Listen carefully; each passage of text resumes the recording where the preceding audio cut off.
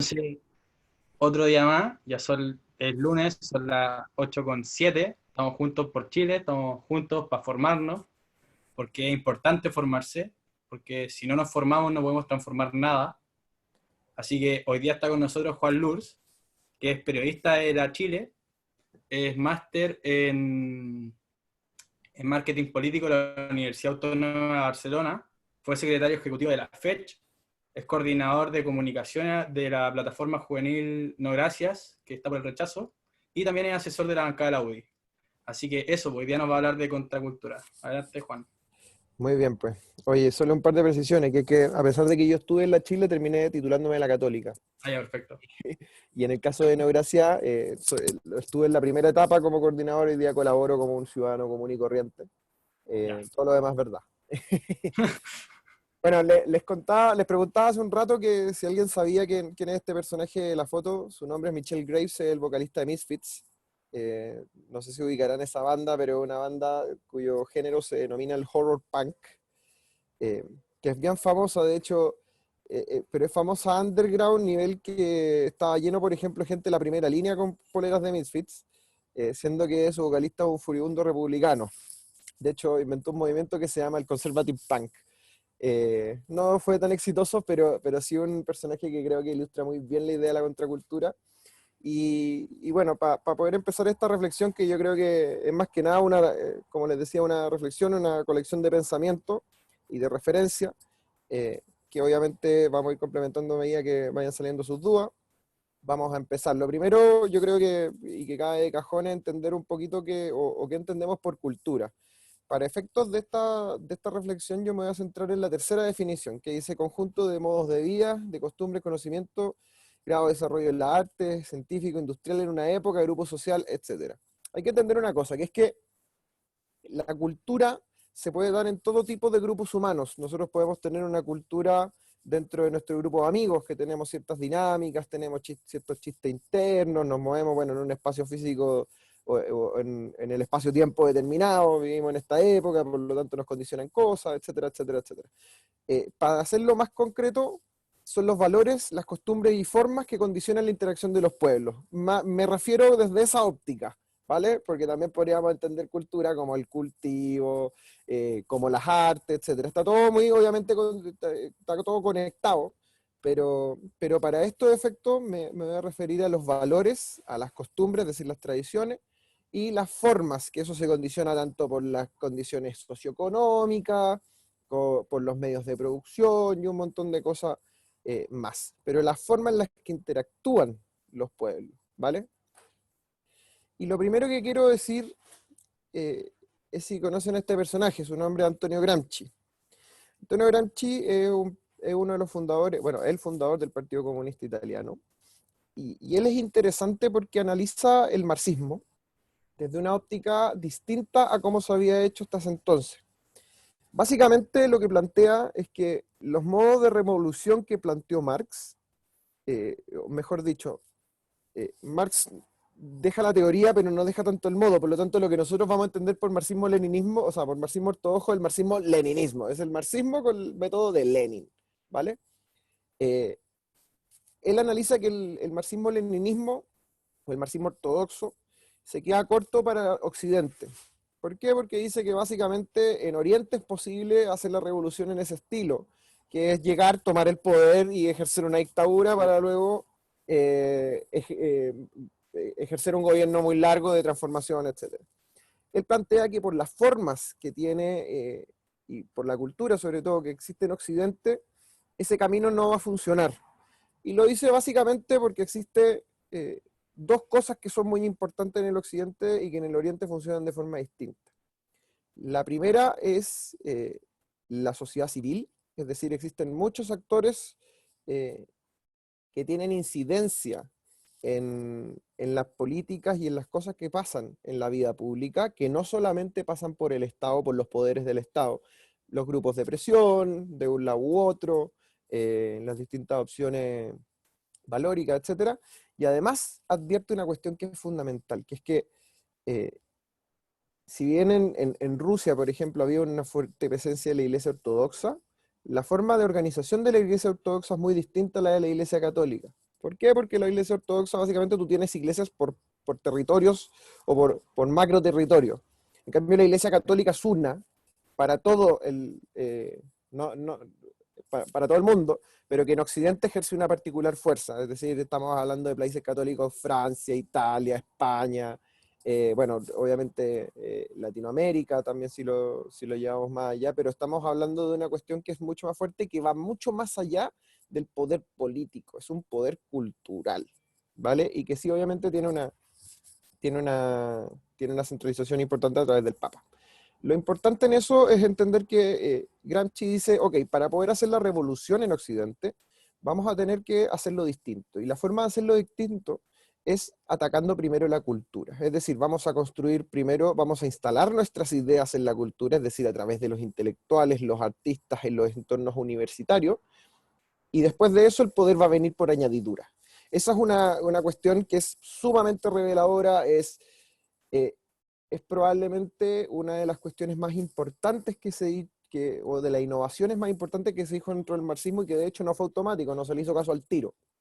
De hecho, yo les recomiendo mucho que si les interesa este personaje estudiarlo, lean sobre Gramsci, porque lo que tiene escrito Gramsci no es tan bueno. Sobre todo, hay una buena historia, que es que escribió en la cárcel porque Mussolini lo mandó preso, y escribía en un cuaderno porque le dieron un papel y un lápiz. Pero la verdad, las cosas, que si usted lee los cuadernos de la cárcel, son textos muy dispersos, entonces no tiene mucho sentido ni tiene mucho valor como desarrollo de una idea, sino que son más bien pensamientos no todos conexos, o sea, conectados. Pero lo importante de Gramsci es que vincula la idea de la política con la idea de la cultura. Y es lo que finalmente se hace cargo de algo que Marx había dicho antes, que existían las estructuras, el poder formal, y existía la superestructura. Por ejemplo, los valores cristianos en el occidente, u otras cosas, u otras formas de superestructura, pero son cuestiones que están sobre el poder político y las estructuras humanas del momento. Permiso, me bendición. Después hay otro personaje que creo que es clave para poder hablar de este tema, y cuyo nombre es Michel Foucault. Él es francés, filósofo muy reconocido, tiene muchas obras, habla de la locura, las formas de exclusión, etcétera, pero para estos efectos voy a referirme a una innovación o un aporte suyo que a mí me parece particularmente relevante, que es que dice que en la sociedad, vuelvo atrás, hay un concepto que desarrolla Gramsci que es fundamental, que es que la forma en la que se impone una forma de cultura se denomina hegemonía. Y ese es el gran concepto de Gramsci, la hegemonía. Es decir, el poder que opera por sí solo, no es, o los valores que operan por sí solos, que no están anclados ni a una elección, ni a nada que sea tan temporal ni inmediato, sino que tiene que ver con la forma en la que se interactúa dentro de la sociedad. Entonces Foucault se hace cargo de esto y dice, sí, tiene razón, pero no existe un discurso que está en la sociedad. Existen tres tipos de discurso que existen en la sociedad. Está el discurso hegemónico, por cierto, aquel que ejerce el poder, aquel que condiciona gran parte de las interacciones y que obviamente está muy legitimado por la población. En segundo lugar está el discurso residual, que es aquel que venía con anterioridad. Por ejemplo, un discurso residual es si alguien llegara el día de mañana a Chile, o lo hiciera hoy día, da lo mismo, y dijera queremos un rey. Eso es algo percibido como algo que ya está superado, por tanto se ve como algo residual del pasado, que obviamente se puede aplicar a muchas otras cosas, pero creo que ese es un buen ejemplo. Y por otro lado está el discurso emergente. El discurso emergente es aquel que apuesta por ser hegemónico en algún momento y que está finalmente construyendo su fuerza, ¿vale? Y aquí nos encontramos con la idea de la contracultura. Finalmente, cuando existe un discurso hegemónico y alguien ejerce algún tipo de rebelión hacia ese discurso hegemónico, estamos hablando de un discurso contracultural. Ahora, el concepto de contracultura nace en los 60, o se instala, mejor dicho, en los 60, a partir como de la idea de la contracultura ligada a la revolución sexual, ligada al auge de este discurso medio posmoderno progresista, pero con ribetes individualistas en el occidente. Pero contracultura finalmente todo aquello que no sea que no pertenezca al discurso imperante. Y eso puede aludir tanto al discurso emergente como al discurso residual. ¿Y por qué pongo esta foto?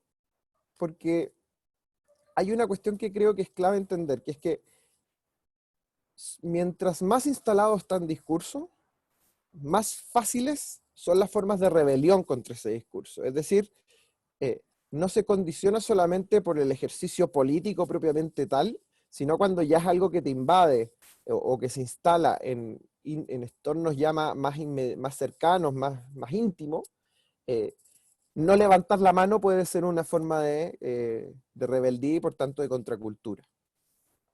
Obviamente, solo para redondearlo, eso es en el contexto de la Alemania nazi, que una foto muy famosa de alguien que finalmente se negó a levantar la mano rindiéndole pleitesía a Hitler.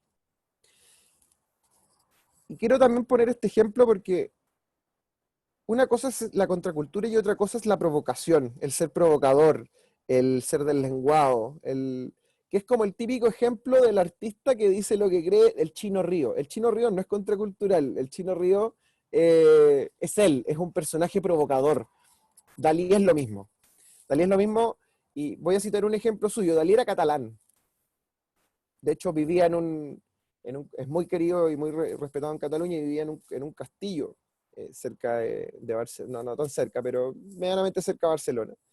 Y antes de morir, Dalí da un pequeño discurso, obviamente ya bastante decrépito, diciendo, viva Cataluña, viva España, viva el rey. Que eso es algo que en Cataluña es pésimamente visto, pésimamente visto. Pero eso ya él no lo hace tratando de que esa idea se convierta en mayoritaria o en hegemónica en el futuro. Él lo dice fundamentalmente porque es un provocador.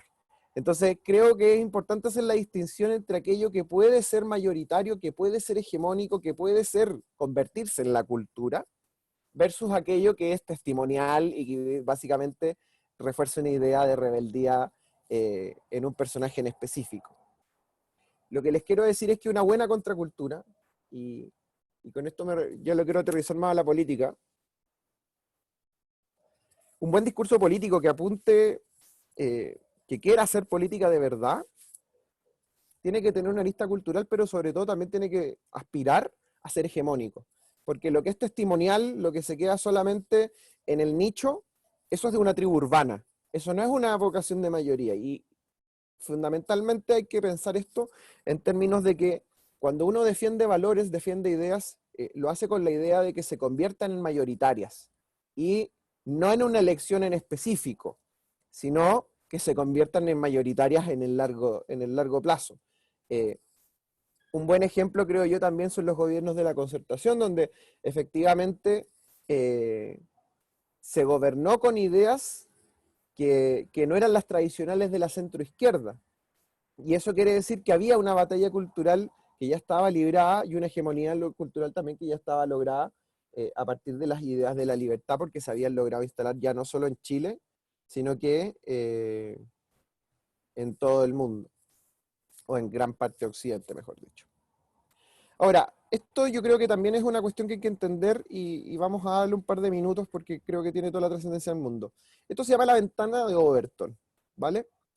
Que es básicamente cómo se instala una idea, que va, y voy a poner el ejemplo diciendo que los dos extremos que aparecen son uno el extremo como más libertario, es decir, menos intervención estatal, y el otro el extremo más colectivista, más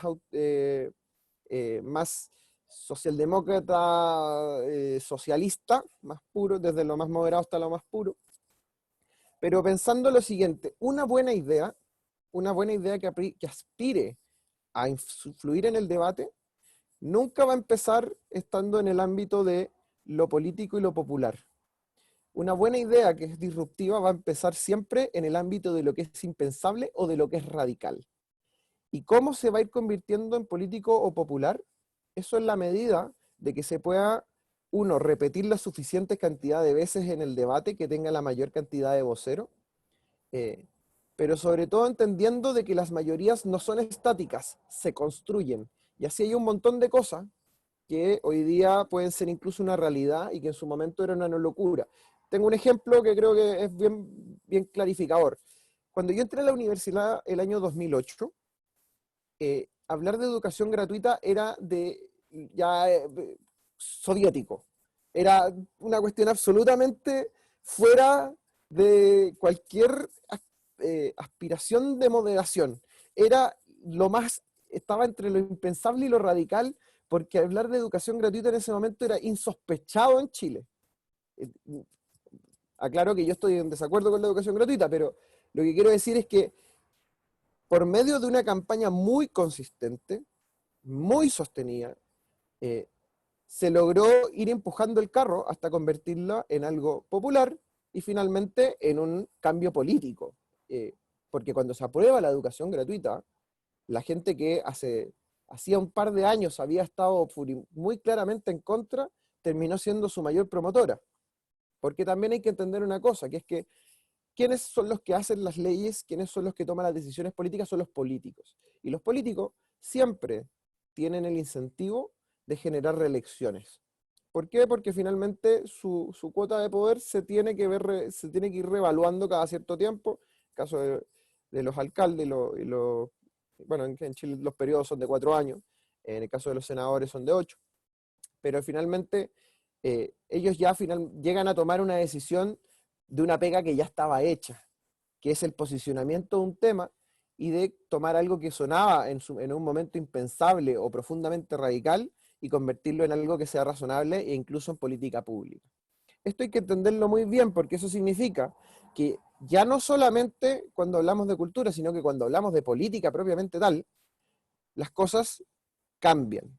Y aquello que es impopular, que es impensable, que es radical en algún momento, pasa a convertirse en algo aceptable, que después pasa a convertirse en algo sensible para un porcentaje importante de la población, hasta que logra ser popular y finalmente puede materializarse en una política pública. Lo que quiero decir con esto es que parte de estar en política es impulsar cosas que sonarían impensables y convertirlas en hechos políticos concretos. Pienso, por ejemplo, en los vouchers en educación, cuando hablamos de la libertad de educación y todas esas cosas. Eso es algo que hoy día te podrían decir que tú estás loco. Pero en la medida que exista la suficiente cantidad de gente empujando esta idea, y eso se logra con 2, 3, 4 personas extremadamente convencidas, se puede terminar convirtiendo en política pública, y eso va a depender de cómo fluctúe la opinión pública. Y la opinión pública es muy receptiva frente a las iniciativas que tienen fuerza, a los discursos que son emergentes. Un buen ejemplo es la corrección política. La corrección política, lo que hoy día entendemos por corrección política, es la contracultura de los 60. Dicho, no puede ser más claro. Todos los valores que nosotros vamos a entender como corrección política, hoy día, que es como eso de, no sé, pues decir una verdad científica incomoda a alguien, luego no se dice nada, eso de que todo tiene que ser cuoteado, de que, no sé, pues ya no se puede, o sea, como existen muchas limitaciones a la libertad de expresión, las reivindicaciones ideológicas que vienen detrás de eso y que justifican, o que sirven para justificar eh, esa idea de la corrección política, son todas ideas que en los 60 eran de grupos radicalizados en los campos universitarios, todas. Y hoy día son, a mi juicio, un discurso hegemónico con bastante nitidez en prácticamente todo Occidente. Y hoy día, por ejemplo, también nos encontramos con que esto es lo más políticamente correcto que existe. Pero que esto también, insisto, hace 10 años era una locura. Era una locura. Lo que quiero transmitirles con esto es que la popularidad o no es una cuestión que va variando. Y va variando demasiado en función de cuánta gente esté dispuesta a defender una idea. Les aseguro, estoy dispuesto a apostar plata. Les aseguro que si la evaluación posterior de la gente respecto del proceso constitucional es mala, esto va a dejar de ser políticamente correcto, en la medida de que exista claridad en la gente que denuncia aquellas cosas que son incorrectas o que son malas. Lo mismo también va a pasar en signo contrario, si es que, por ejemplo, gana el rechazo. El rechazo se va a instalar como una cuestión absolutamente, se va a instalar como algo popular, algo deseable, etcétera. Es decir, lo que quiero plantearle al final con todo esto es que lo popular o lo políticamente correcto se construye y se transforma. Y por lo tanto ninguna victoria es tan definitiva y ninguna derrota es tan aplastante. Ahora, si a mí me preguntan, yo soy de los que todavía cree que puede ganar el rechazo en octubre, pero es efectivo y eso es evidente porque es cuestión de la televisión, de que al menos gran parte de los líderes de opinión está cuadrado con eso, con la idea de el sí apruebo. Pero eso no significa, uno, que vaya a ser la fuerza mayoritaria, y dos, tampoco significa que el juicio de la historia, o el juicio que hagamos como comunidad política nacional, es decir, cómo quede instalado en nuestra cultura, sea efectivamente lo mejor. También un buen ejemplo de lo contrario es que el presidente fue electo con una de las mayorías más amplias de nuestra historia democrática. De hecho, es el tercer presidente más votado de la historia. Mentira, es el segundo presidente más votado de la historia en la tercera elección más votada de la historia. Eh, y en cosa de meses, o de un año y un poquito más, estaba con la popularidad por los suelos y hoy día la está remontando. Es decir, es una cuestión que varía. Bueno, y en este escenario donde lo contracultural es lo políticamente correcto, o lo contracultural de los 60 es lo políticamente correcto, me gusta mucho esta frase porque dice Republicans are the new punk. Es decir, hoy día las personas con ideas republicanas, conservadoras, liberales, como le queramos llamar al ecosistema del mundo de las ideas de la libertad, tenemos la chance de poder construir desde la contracultura, y eso es una cuestión, una oportunidad extraordinaria, porque es poder hablar, somos los guardianes hoy día de la libertad de expresión, somos los guardianes hoy día de los derechos humanos, somos los guardianes de todo eso que tradicionalmente no hemos sentido que nos interpela a nosotros, pero que hoy día efectivamente somos nosotros los que lo hacemos valer. Eh, y que no es otra cosa que el ejercicio que hacían los Sex Pistols ¿cómo se llama?, en el Reino Unido en su momento, o que hacía The Clash en su momento, o que hicieron Los Prisioneros también en su momento en Chile. Son cuestiones que obviamente se determinan por las condiciones históricas, pero eso también es lo que sientan los desafíos. Y a partir de esto también quiero poner una reflexión. Este señor se llama Václav Havel. Václav Havel eh, fue presidente de Checoslovaquia en primera instancia y de la República Checa en segunda instancia. Él comandó la separación pacífica entre República Checa y Eslovaquia. Él era dramaturgo. Y uno de sus ensayos más interesantes, o de sus escritos más interesantes, se llama El poder de los sin poder. Donde ahí plantea que él se plantea, bueno, y define el sistema comunista en el que él le tocó vivir como el post-totalitarismo, básicamente por la idea de que no era gobernado solamente por una persona, sino por una forma de cultura, que era una cultura basada en el miedo, en el postureo, en la ritualidad, etcétera, pero que no era llegar y cambiar un presidente. Ese era al final el punto. Y ahí él plantea que hay una cuestión que es extremadamente importante, que es que él define el posttotalitarismo o lo circunscribe a una forma de vida en la mentira, que es básicamente la idea eh,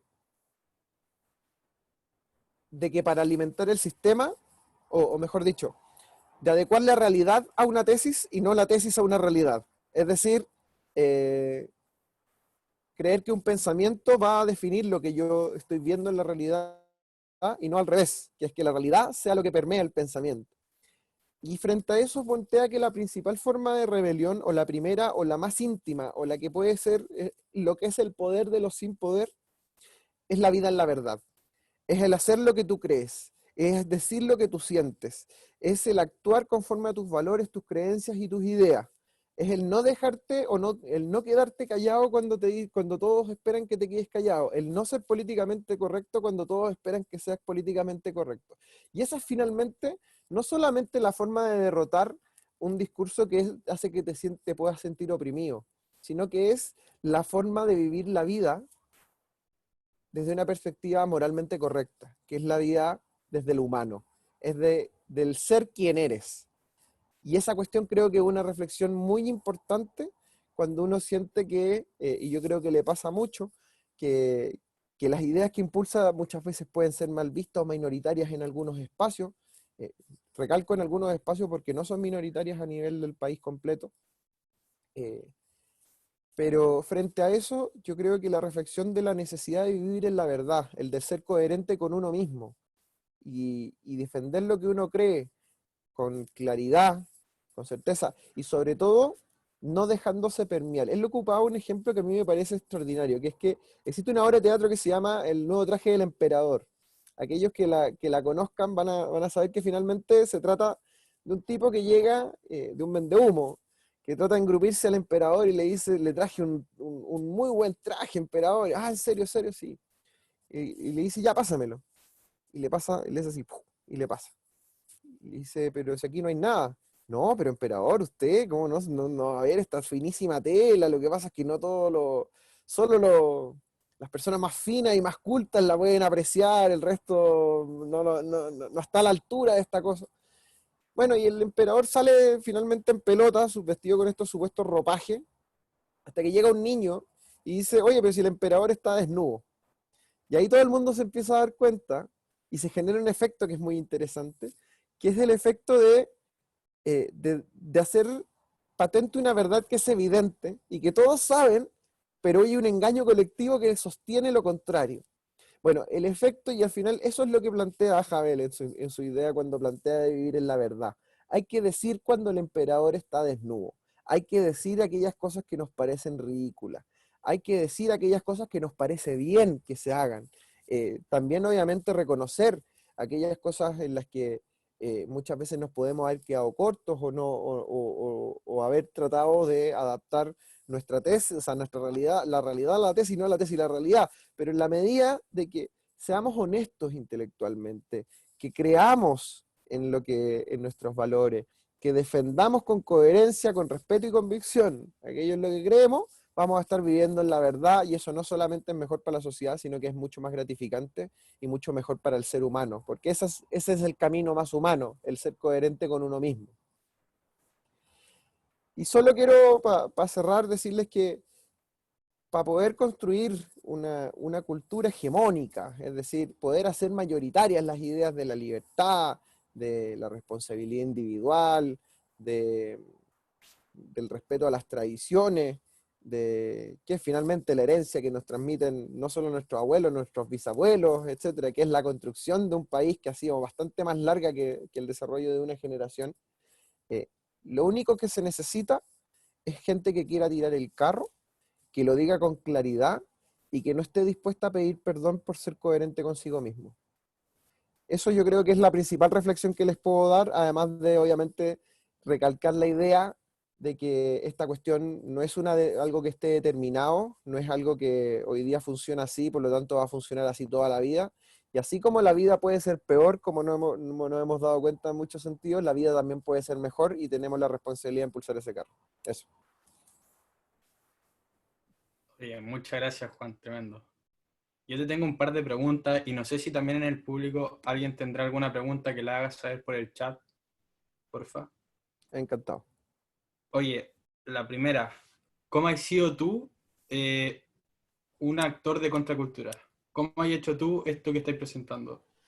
Mira, una vez un personaje que es medio polémico, por lo tanto no lo voy a nombrar, me dijo, el mayor aporte que he hecho yo en política es decir que no cuando todos dicen que sí. Y eso a mí no se me olvidó nunca, porque eso, volviendo a Havel, eh, eso es vivir en la verdad, po. Y no, no es necesariamente una reflexión tan densa y clara. O sea, el plantearse como escéptico cuando todos quieren creer en una cuestión que a todas luces es al menos, si no es un engaño, es al menos una idea falible. Yo creo que eso es algo que hay que entender y hay que tener presente como algo muy valioso. Ahora, ¿qué es lo que he hecho yo? Bueno, me paré 700 veces en la asamblea a decir que no cuando todos decían que sí.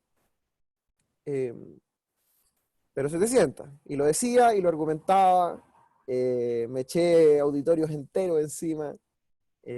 Bueno, muchas veces obviamente me han llegado troleos por Twitter y todas esas cosas, pero yo creo que nada de eso es tan relevante cuando uno tiene con la convicción y la claridad de que eso tiene sentido. Ahora, si tú me preguntáis qué es lo más relevante que he hecho, al menos en ese sentido, y pensándolo también aterrizando a la vida más universitaria o de la juventud, yo me acuerdo de dos cosas. La primera, me acuerdo de una escena que fue el año 2012. El año 2012 yo estaba en el movimiento gremial de la Católica había por primera vez en 50 años quedado fuera de la segunda vuelta de la federación.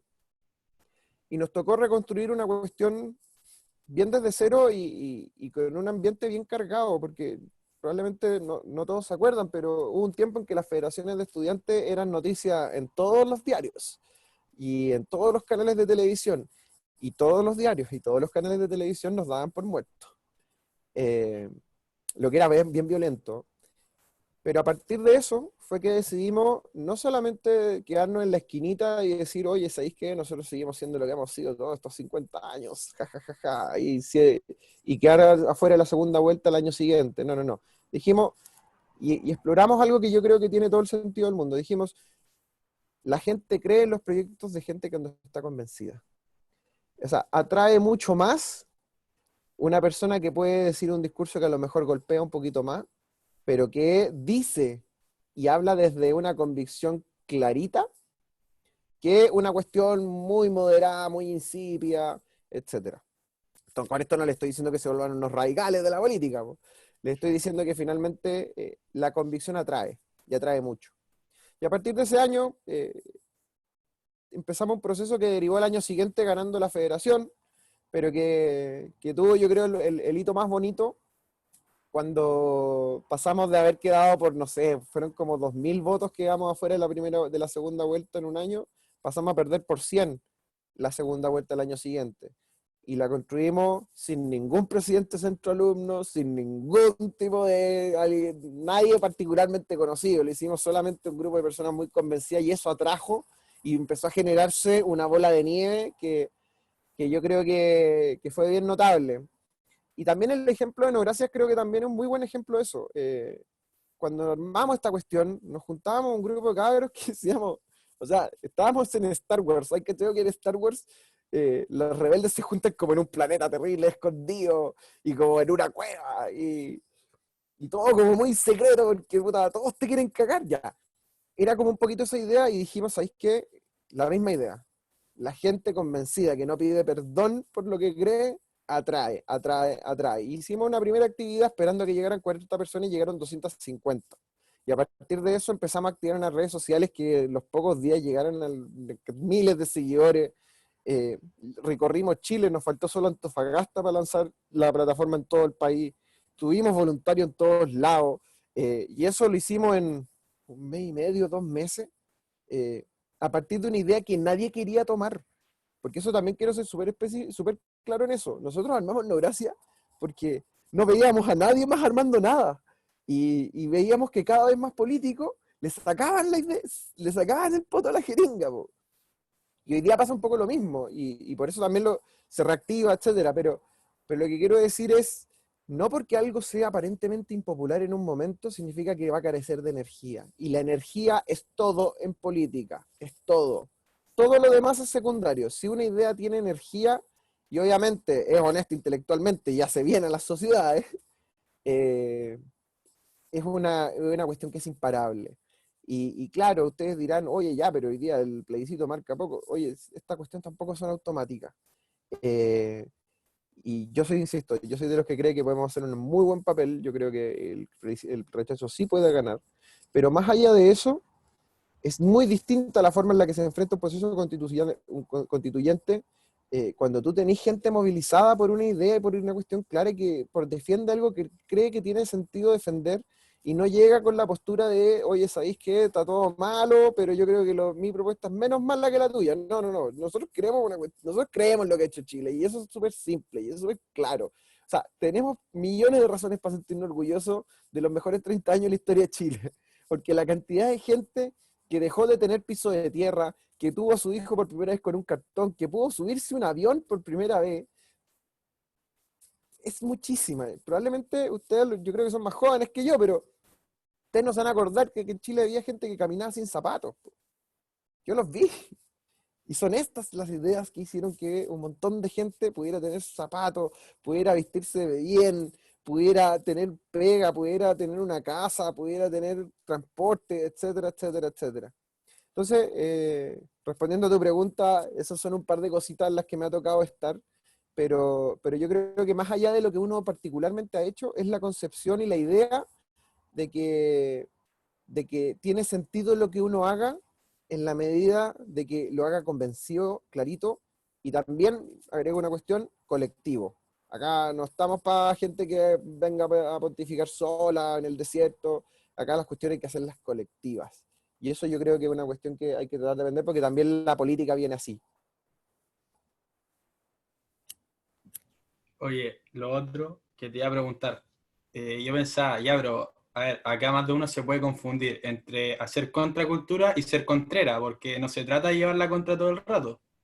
O sea, se trata desde las concepciones propias y de las convicciones, llevarla y ponerla sobre la mesa al final, ¿o no? Sí, pues, Corrígeme si... justamente. Porque una cuestión, estoy muy de acuerdo, ser contrera es decir que no a todo. Pero ser contracultura es tener un proyecto que defender. Y ese es un proyecto que te va a decir que algunas cosas vaya a decir que sí y otras cosas vaya a decir que no. Yo creo que, y voy a poner un buen ejemplo. Yo me he definido siempre como conservador, conservador liberal. No sé si soy más conservador, o sea, el más liberal de los conservadores o más conservador de los liberales. Estoy siempre en esa. Pero yo creo que es evidente que el rol de la mujer en la sociedad estaba postergado. Y hay que hacer un mea culpa con eso, yo creo, en muchos niveles. Y eso no es una cuestión del progresismo, ¿cachai? O sea, el rol que tenía la mujer en la Rusia soviética era atroz, ¿cachai? Eh, y así en un montón de lados. Lo mismo, por ejemplo, también con lo que ha pasado con los homosexuales, que ahora, claro, llegan todos y llegan con la bandera de colores, pero oye, acuérdate que en Cuba los tiraban al mar, pues, bueno, ¿cachai? Eh, lo que quiero decir con esto es que las ideas también evolucionan y eso no está mal. Eso no está mal. Hay que reconocer ciertas cosas. Pero eso tampoco implica desconocer desde dónde uno habla. Y eso es lo importante, creo yo. Desde cuáles son los valores desde lo que uno habla, desde cuál es la posición o qué es lo que uno cree que tiene sentido defender y que es valioso defender en las sociedades, porque evidentemente yo sí creo que ha habido avances significativos en el tema de la mujer, pero eso me implica que toda la tradición que ha existido en el occidente cristiano en los últimos 2000 años hay que tirarla por la borda, por supuesto que no, po. Por supuesto que no. ¿Cachai? Porque también hay cuestiones que se van actualizando, y así como, por ejemplo, la esclavitud estuvo muy instalada, y se después hizo un juicio histórico de que no, eh, hay que darle el espacio para la evolución en esa cosa, y está muy bien. Pero eso no significa que la visión antropológica que tenemos del hombre, que es digno, que es trascendente, que es un agente de cambio, que es finalmente el centro de la sociedad, de la visión que podemos tener de las sociedades intermedias, de que el Estado no es todo lo que existe en la sociedad, sino que lo que hacen los ciudadanos organizados no solamente es igual de buenos, es mejor, y así un montón de cosas. Son principios que son trascendentes y que valen para siempre. Que haya dinámicas sociales que puedan ir evolucionando y que se vayan actualizando, eso también es parte y es parte de la vida, y nos va a seguir tocando probablemente. Pero también, y eso es importante entenderlo, tampoco significa decir que sí a todo. Y por eso los debates en las sociedades existen. Y hay que ser escéptico de finalmente lo que se nos propone, porque así como también, por un lado, se nos proponen cosas muy razonables, o que a los ojos de hoy se ven muy razonables, también se han propuesto cosas que son terribles, y que a los ojos de todo el mundo son terribles. Entonces, hay que tener una actitud crítica, hay que siempre estar abierto a la posibilidad de evolucionar, pero nunca hay que olvidar lo importante que es la raíz de lo que uno cree. Oye, parece que lo... No sé si alguien más tiene... ¿Alguien Silva, está levantando la levanta la mano? mano. Sí. Si voy a activar tu Ya, ¿se micrófono, escucha? sería filete. ¿Se escucha? Se escucha, se escucha, se escucha. Ya. Bueno, primero, muy buena charla, me gustó mucho. Me acuerdo de ti en la inauguración del No Grasa en Concepción. Ahí Ah, qué estábamos buena. con Cristian Carrillo. Bacán. Eh, ya, escuchando la charla, es una reflexión, pregunta en realidad. Dale. Escuchando, llego a la conclusión de que al final en el mundo siempre va a haber una lucha constante entre dos binarios, Ujú, la hegemonía dominante y la hegemonía emergente. ujú. ¿Por qué dos binarios? Porque no pueden ser más, porque la hegemonía emergente más popular va a terminar suprimiendo a las demás posibles ideas emergentes. Entonces va a ser un Ujú. ciclo constante entre dos binarios, entre la hegemonía dominante y la hegemonía emergente. Y no necesariamente la hegemonía emergente depende de lo que sea correcto. Tú mismo lo dijiste, Estoy el de tema de la acuerdo, monarquía. estoy de acuerdo. Todo el mundo, Pero la eso yo lo opinión. decía como residual, ojo con eso. O sea, no, por eso, pero en su momento las monarquías fueron hegemonía Ujú. dominante. Así Y la es. gente pensaba que era correcto porque era la opinión popular. Ujú. Entonces, no depende necesariamente de ser correcto, sino depende de la popularidad. Y es un Sí. ciclo que se va a mantener siempre.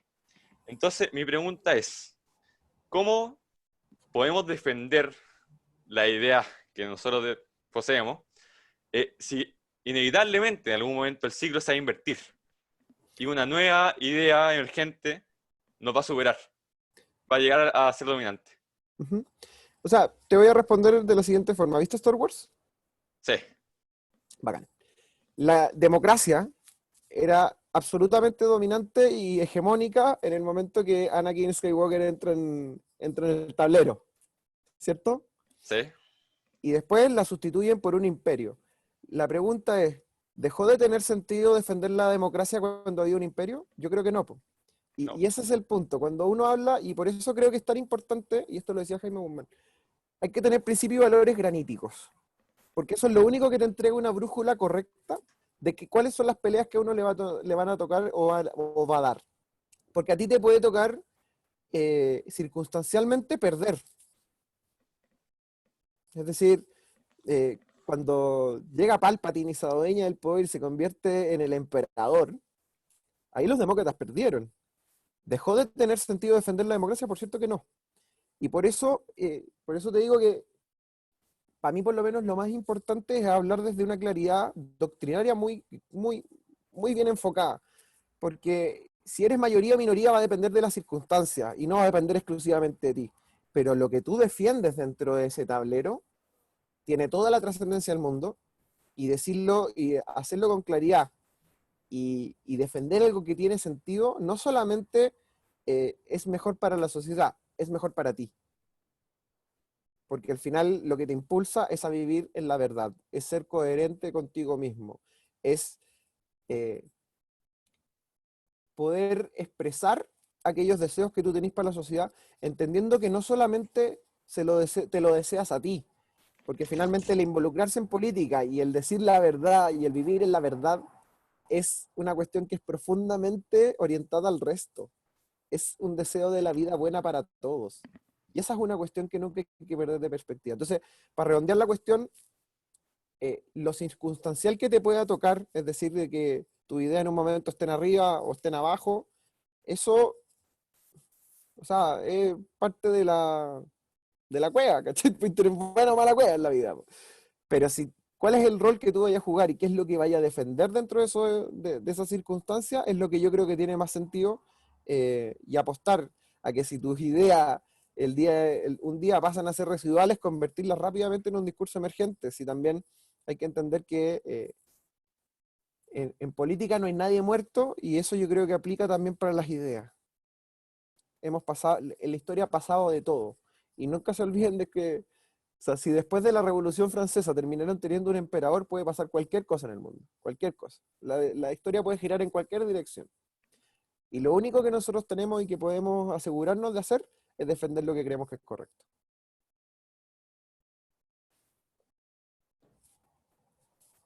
No sé si respondo a tu no, pregunta. muchas gracias. Sí, sí, completamente. O sea, encuentro igual al final un poco deprimente, pero sí, comparto la ¿Por qué respuesta. deprimente? Porque al final igual vamos, no sé, en casos más extremos. Ponte tú ya, la hegemonía que tenemos ahora, que está empezando a ser dominante ahora, ¿Mm? ejerce métodos completamente autoritarios para ¿Mm? suprimir las opiniones que defendemos nosotros, por ejemplo. Ponte tú. ¿Tú qué haces, Juan Entonces, Pablo? en este caso en el que estamos nosotros, ¿Tú qué ¿cómo? haces? ¿Estudiás y trabajás y qué así? Estoy en tercero medio. Perfecto. Entonces, en este caso, por lo menos, podemos estar, no sé, ponte tú 20, 30 años, depende, teniendo la obligación de depositar en futuras generaciones, a fin de cuentas, la esperanza de que en un momento se vuelva a recuperar esa libertad. Porque ¿Mm? en esta situación, no estoy diciendo que necesariamente sea así, pero en esta situación se está suprimiendo nuestra libertad. ¿Mm? Te- Entonces, por eso per- digo que es un poco deprimente, porque al ya, final entiendo tenemos lo que que vais, dejarlo para el futuro, no entiendo se lo va a que vais. actuar. Perdón porque te cambié el nombre, te dije Juan Pablo, José Pablo. No, pues Sí. bueno, no, po. Porque al final de lo que se trata es de que en los espacios en que tú estés, poder convertir en mayoría o en cultura o en hegemonía las ideas tuyas. Te voy a poner un ejemplo. ¿Tú dónde vivís, José Pablo? En San Pedro de la Paz. De La Paz, perfecto. Imaginemos que José Pablo el día de mañana entra a la Universidad de Concepción, un espacio donde la hegemonía claramente está en la izquierda. Pero José Pablo, ¿qué quería estudiar? Derecho. Ya. La Escuela de Derecho de la Universidad de la gloriosa Universidad de Concepción, extraordinario.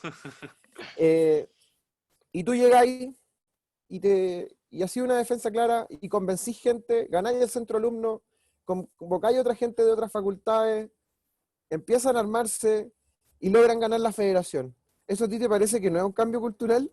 Porque al final aquellos, No, por y supuesto. y de lo que aquí se trata, y este es el punto, de lo que aquí se trata es de en los espacios donde tú estés, poder hacer que tus ideas, uno, convenzan a más gente y dos, puedan aspirar a tener los espacios de poder. Y de eso se trata, y en aquellos espacios, porque tú, claro, lo estás viendo como que hoy día se están perdiendo nuestras ideas en unos planos, vale, hay que hacer que ganen en otros, pues, weón. Y de eso se trata. Y para eso se necesita solamente que más José No, sí, Pablo claro. Silva le dediquen tiempo a esta cuestión, porque también hay que entender una cosa, ¿sí? Esto no es magia, weón. Esto No, es, por tiene supuesto. gente dedicándole horas a la cuestión, a convencer personas, a hacer acciones, a, a instalar ideas, y eso finalmente puede ir en cualquier dirección. Y así como en algunos espacios hoy día podemos ver que a lo mejor nuestras ideas han ido perdiendo terreno, queda infinito espacio por el que podemos ganar terreno. Y si hoy día el escenario puede ser medio adverso, el día de mañana puede ser esplendoroso y puede ser el más extraordinario de los escenarios para nuestra idea. Y eso solamente depende de que gente como tú esté dispuesta a invertir tiempo y ganas en difundir las ideas. Perfecto. Espero que se te haya ido la depresión.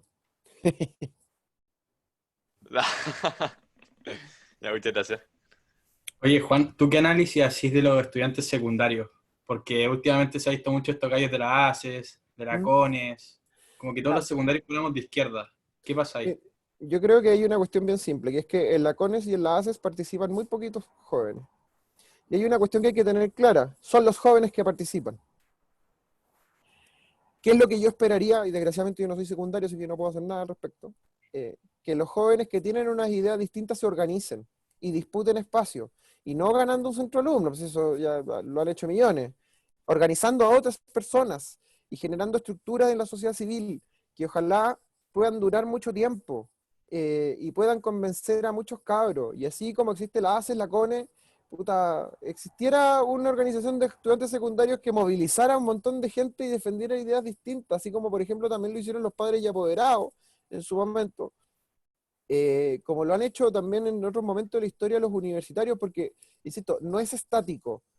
Hoy día hay dos organizaciones que representan a un pocos cabros, pero que los movilizan mucho, porque claro, representarán a cuánto, 1000 cabros, pero movilizan a los 1000, po. Hay que lograr movilizar a otros 1000 con otras banderas, po. Eh, y por ejemplo, hay un caso que me pareció bien notable, y a mí no me gusta mucho Vox, hago esa aclaración, pero Vox en España dijo que se aburrió del monopolio de los sindicatos. Eh, Solo como introducción, hay un sindicato tradicional hay tres sindicatos en España tradicionales. Está la UGT, que es del Partido Socialista, está las comisiones obreras, que es del Partido Comunista, y está la CGT, que es anarcosindicalista. Y ellos dijeron, ¿sabéis que nos aburrimos de que los obreros estén siendo representados por estos? Porque también hay muchos obreros que no están representados, y eso es el punto. No es como que estén a la cabeza de todos, no, representan segmentos de la población. Y ellos armaron un sindicato. Ya, yo tengo reservas con la idea de que un partido político arme un sindicato, pero esa es la forma. La única forma de que las ideas permeen en otros espacios es que gente se organice y las defienda. Y ojalá libremente, ojalá sin partidos. Pero eso es otro cuento. Y el punto para mí está ahí. Hay que dejar de creer que hay espacios que nos están vetados, hay que dejar de creer que las cuestiones van a ser estáticas toda la vida, porque, y voy a poner un buen ejemplo al respecto.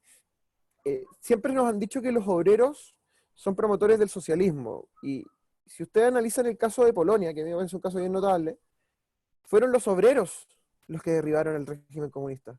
El sindicato Solidaridad, con Lech Walesa, que después fue posteriormente presidente polaco. O sea, fueron ellos los que derribaron el régimen comunista, de la mano de la Iglesia Católica también.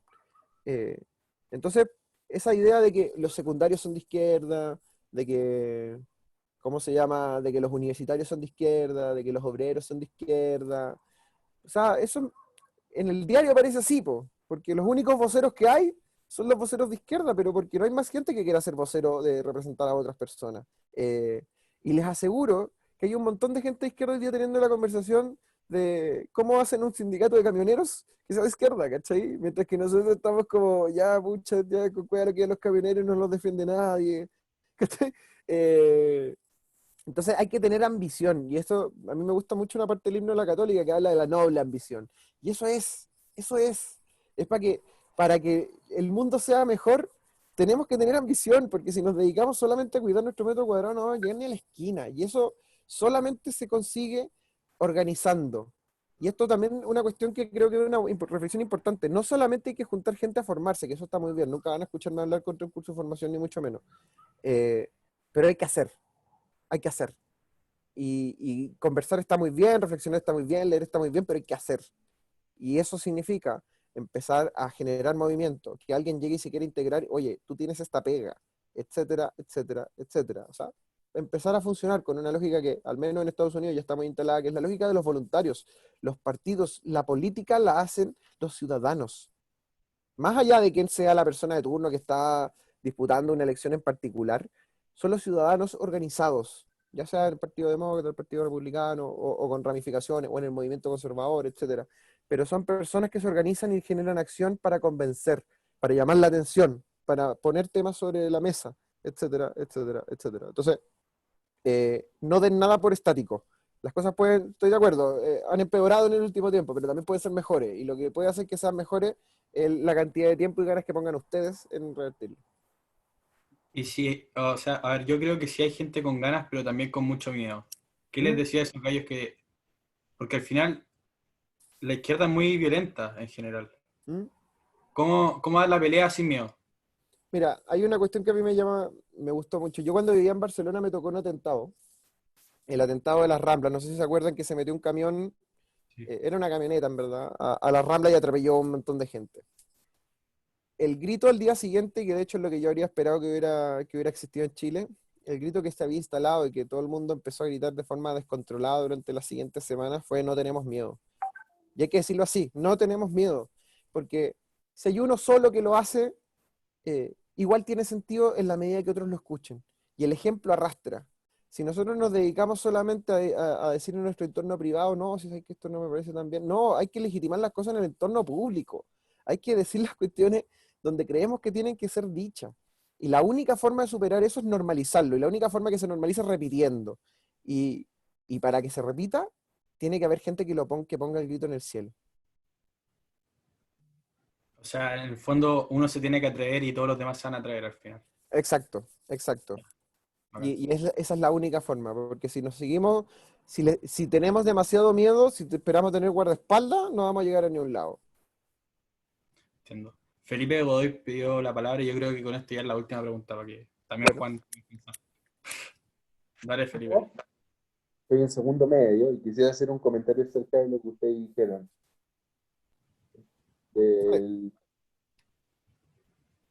Yo, en mi curso, hay una compañera mía, como no de derecha, pero al menos algún grado defiende algunas posturas de derecha pues, después del estallido social porque los encontró muy violentos. Y yo, una compañera que se llama la Catalina, y yo, que soy de derecha. Todo el resto del curso es de izquierda. Curso de arriba, no conozco ninguno que sea de derecha. Y a mí me trataban facho. Por ejemplo, una vez un gallo que era de segundo medio curso de arriba, me empezó a tratar, tú facho, sí. Como yo reaccioné, tranquilo, me dije, nada más. Pero después, una vez esto ya había pasado, meses después, incluso la profesora jefe me intentó callar del tema. Porque como según ella, no, es decir, nunca dice su ideología, pero se nota que es de izquierda. Por varias formas. Por ejemplo, cuando estábamos presentando el Chile de los 60, el Chile donde usaba el modelo de importación por su industrialización por el ICI, no me acuerdo bien cuál es el nombre, la- Sustitución de importaciones. sí, exacto. Ese modelo lo enseñó como el modelo ideal y el inicialismo como lo ideal, y usando el término ideal, demuestra que está casi doctrinando. Me aburrí de eso. Además de yo actuar por mi cuenta en el curso, y continuamente hablarlo y continuamente molestar, no molestar como molestar, pero al profesor le molesta mucho que yo hable del tema, casi todos ellos son de izquierda, yo, para harto de que los profesores me retaran, puse una denuncia ante no sé cuál institución por adoctrinamiento. Contra el colegio, y no sé si les llegó una carta, pero como avisando que había una investigación al concurso, y no se le dieron nunca más a decirme ni pío los profesores. Ya había no se le dieron, no sé si les llegó una carta al Mineduc avisando que estaban investigando el colegio. Yo nunca lo mencioné.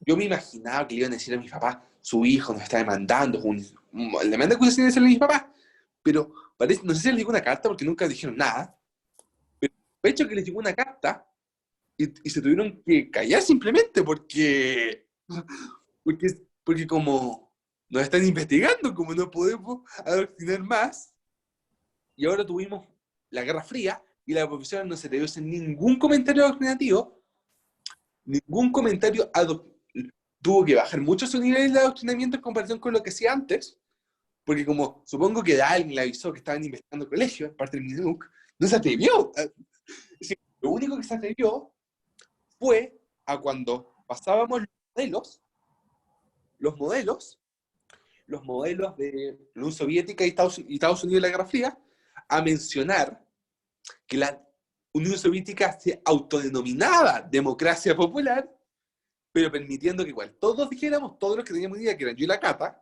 dijeran de que era más una dictadura de partido único. Y dijo, así se autodenominan, pero podrías decir que eso no son porque no eran democráticos finalmente, porque no había pluralidad. Pero es decir, tuvieron que bajar mucho el adoctrinamiento de esa denuncia porque no se atrevía al colegio. Antes, es decir, no sé si los compañeros, no sé si siguen haciendo esos comentarios como discriminatorios, pero ha tenido que bajar el colegio desde que se denuncia porque el colegio tiene miedo a que le quiten su licencia al Mineduc, que entiende que es un colegio chico, como de 100 alumnos. O no sé si, o tal vez sea simplemente que yo estoy menos activo en ese aspecto, pero yo me puse también menos activo por un motivo, porque pensé de que si sabían, iban a intentar pararlo, iban a intentar tal vez dejar de adoctrinar por un tiempo, y por eso no les conté a nadie, es decir, nadie sabe del colegio que yo no sé, pero supongo que esto está actuando en que no se atrevan a adoctrinar tanto porque sepan que los están investigando de algún lado. ¿Por qué no los debe adoctrinar los profesores de la misma manera? Gracias, Felipe, por tu comentario. Oye, Sí, yo creo, y comparto un poco lo que decís tú sobre el adoctrinamiento, o sea, no sé si me quedé pegado yo. No, te escucho perfecto. Ah, ya, perfecto. Estaba ahí muy quieto, entonces me asusté. No. Eso del adoctrinamiento es clave dar la pelea ahí. No quiero hacer proselitismo gremialista, ni mucho menos, pero yo creo que es clave dar la pelea. No sé si opináis tú lo mismo, yo creo que sí. Sí, y al final hay una cuestión de la que hay que hacerse cargo, y es que vivimos en una democracia, y la democracia no siempre se impone en todos lados. Es decir, hay espacios en los que uno sí se puede encontrar con que no exista tolerancia, con que finalmente se adulteren hechos, etcétera. Y evidentemente eso hay que tratar de plantearlo en primera instancia como un comentario, en segunda instancia como un reclamo, en tercera instancia perfectamente se puede hacer con los organismos formales y para eso están. Y para eso también es que hay un montón de gente que ha muerto para poder tener ese derecho. Y hay que hacerlo valer y eso me parece extraordinario. O sea, me parece una lástima que tengan que llegar a esa instancia, pero existiendo las instancias y no teniendo otra chance, está perfecto que se usen. O sea, al final, lo que nosotros pedimos en general no es que se lave el cerebro con nuestras ideas, es que no nos laven el cerebro a nosotros con las suyas. Y es algo tan básico y tan simple que, que no debiera ser explicado, pero en última ratio siempre podemos acudir a las instituciones para que ellos nos hagan valer esos derechos. Oye, yo creo que ya estamos para que también puedas descansar tú. Primero que nada, agradecerte por la charla y también por todos los consejos, la motivación que nos entregaste, que yo creo que de verdad que es súper necesaria porque, de acuerdo, todos podemos tener muchas ideas similares, pero no todos tenemos quizás la misma convicción o como las mismas ganas de defenderla. Entonces yo creo que ahí está la clave. Así Qué que eso, bueno. no sé si quieres hacer un comentario de despedida o...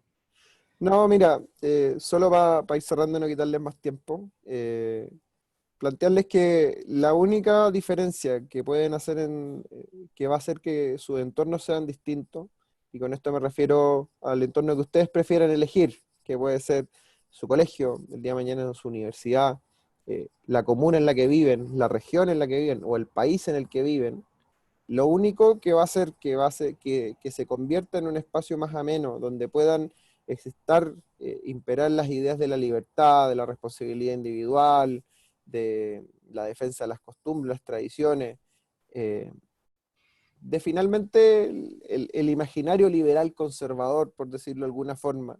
La única forma de que eso se concrete en la realidad es que ustedes hagan algo. No hay que ser espectadores. Ya se acabó la época de los espectadores, donde nosotros íbamos cada 4 años y votábamos por alguien y ese alguien hacía la pega por nosotros. O sea, eso por un lado es profundamente mezquino porque es tratar de delegarle a una persona todo el peso.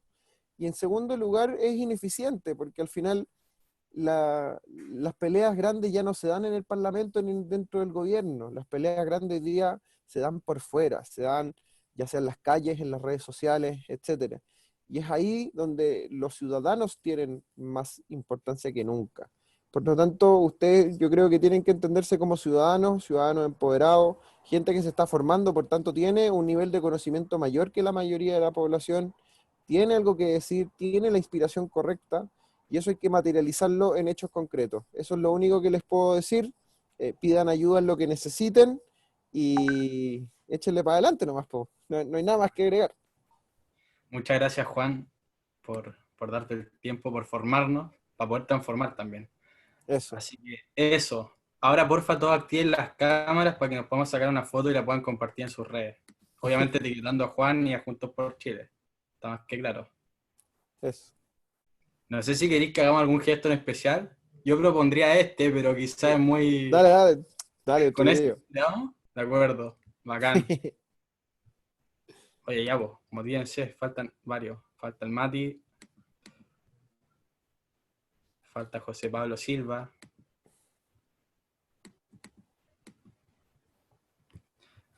Mientras vamos a cambiar. Vamos Pero a ir de a poquito están apareciendo todas las cámaras. haciendo todo, ¿no? Bueno, ya está de más decir que este 25 de octubre los invito a votar rechazo. Ya, démosle nomás porque parece que los demás son unos fome, no son parte de la contracultura. Eso. Eso, bacán. Muchas Muy bien, gracias de chicos. nuevo, Juan, Que les y vaya muy a bien. todos los que participaron en la charla de hoy día. Espero que salgan motivadísimos para no solamente formarse, sino que también transformar. Así que Eso. eso, un abrazo a todos. Un abrazo. Que les vaya muy bien.